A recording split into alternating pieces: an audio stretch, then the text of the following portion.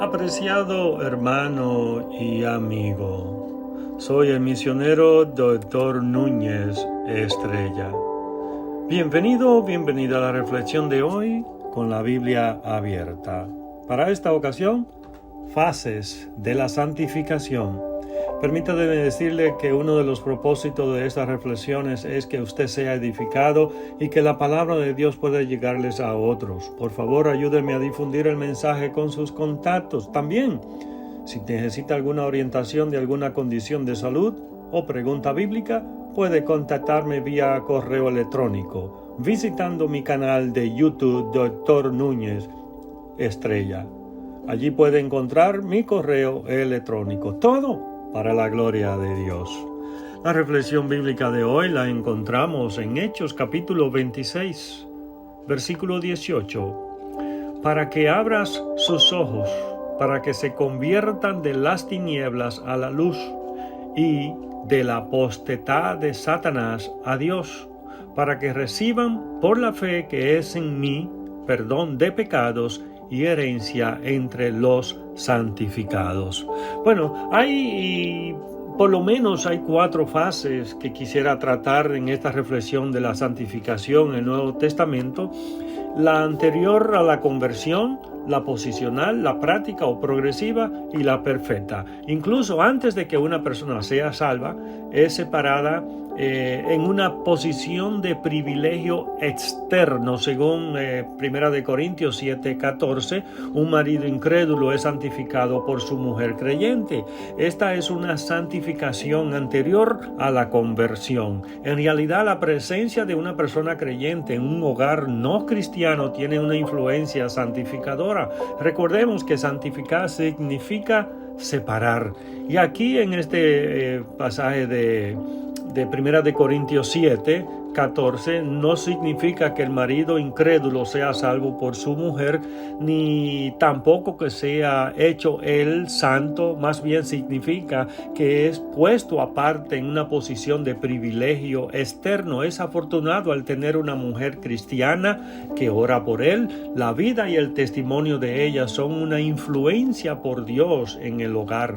Y hablando desde un punto de vista humano, la probabilidad de que el hombre sea salvo es mayor cuando tiene una esposa piadosa cristiana que sí tiene una mujer incrédula. Es diferente. Lo mismo sería cierto naturalmente en el caso de una mujer incrédula y un marido cristiano. La mujer incrédula sería la santificada en este caso. En segundo lugar, tenemos que en el momento que una persona nace de nuevo, es santificada posicionalmente en virtud de su unión con Jesucristo. Esto quiere decir que es apartado a Dios del mundo. Se hace referencia a esto. Hay varios pasajes, pero solamente voy a tratar ese pasaje que he leído de Hechos 26:18. Este versículo 18 de ese versículo da un excelente sumario de lo que hace el Evangelio. Primeramente, el Evangelio libera de las tinieblas. Segundo, libera del poder de Satanás. Tercero, remite los pecados. Y cuarto, restaura a una herencia perdida. Luego hay una santificación progresiva, o sea, esa práctica, una santificación práctica. Se trata de un apartamiento presente del creyente a Dios, dando la espalda al mundo, al pecado y al yo. Es el proceso por el que va asemejándose más y más a Jesucristo. En San Juan capítulo 17, versículo 17, santificar significa poner aparte. La palabra de Dios tiene un efecto santificador en los creyentes. Al leerla y obedecerla, son separados con vasos apropiados para el uso del Maestro. Esto es exactamente lo que pedía el Señor aquí. Quería un pueblo apartado a Dios, separado del mundo, útil para Dios. Y en 2 Corintios capítulo 3 versículo 18 tenemos un gran privilegio cuando así vivimos la santificación práctica. En el viejo pacto solo a Moisés le fue permitido ver la gloria del Señor. Bajo el nuevo pacto, todos nosotros tenemos el privilegio de mirar la gloria del Señor. El rostro de Moisés tuvo que ser velado después de terminar de hablar con el pueblo, pero nosotros podemos tener cara descubierta, podemos mantener nuestra cara descubierta, confesando y abandonando el pecado, siendo totalmente francos con Dios y con nosotros mismos.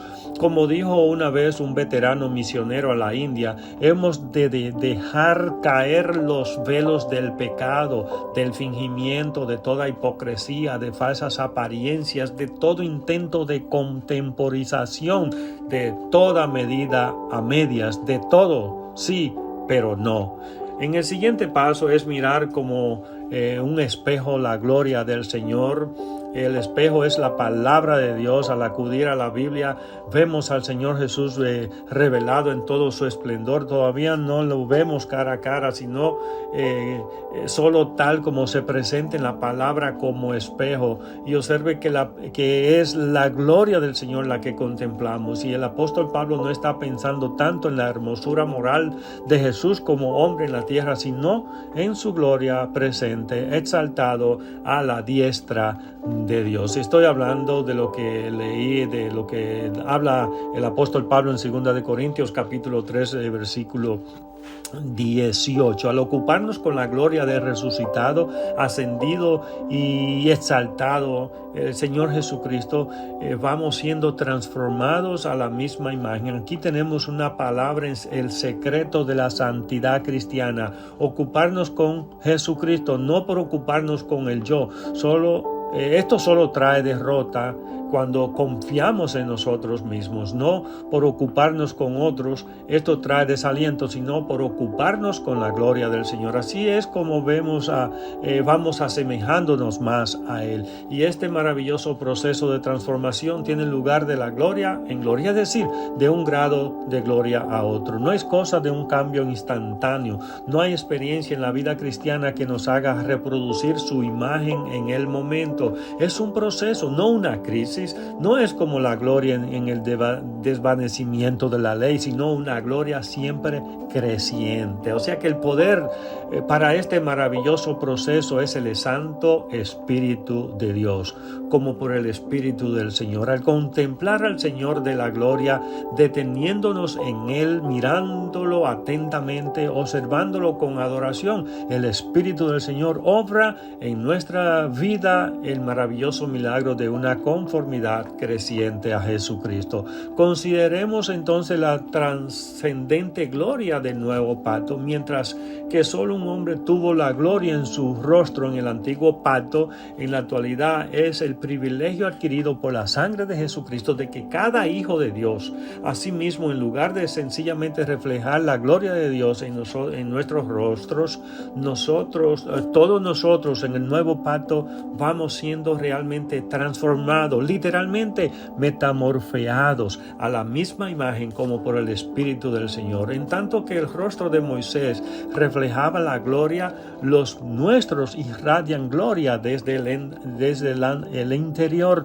Y esta santificación práctica es un proceso que debería proseguir en tanto que el creyente esté en la tierra. Nunca conseguirá la perfección ni la impecabilidad en su estado actual, pero deberíamos siempre estar lanzando hacia esa meta. Y la perfecta santificación se refiere a la final condición del creyente en el cielo, la perfecta. Cuando vayas a estar con el Señor, será moralmente como el Señor, total y finalmente separado del pecado. En 1 de Juan capítulo 13, versículo 1 al 3, el pensamiento de haber nacido de Dios lleva a Juan a hacer una pausa, lleno de maravilla, y a llamar a sus lectores a contemplar el maravilloso amor que nos ha introducido en la familia de Dios. El amor pudo habernos salvado sin hacernos hijos de Dios, pero lo sublime del amor de Dios se muestra en que nos ha hecho parte de su familia como hijos. Mirá qué amor tan sublime nos ha dado el Padre para que seamos llamados hijos de Dios. Ahora, al andar en nuestro camino cotidiano, el mundo no nos reconoce como hijos de Dios. Sin embargo, comprendidos o no, ahora somos hijos de Dios, y esta es la garantía de la gloria futura. Todavía no se ha manifestado lo que hemos de ser, pero sabemos que cuando Jesucristo se manifieste, seremos semejantes a Él, porque le veremos tal como Él es. Esto no significa que seremos físicamente como Jesús en el cielo. El Señor Jesús tendrá su propia apariencia concreta y llevará las cicatrices del Calvario por toda la eternidad. Cada uno de nosotros creemos, tendremos nuestros propios rasgos característicos y seremos reconocibles como tales.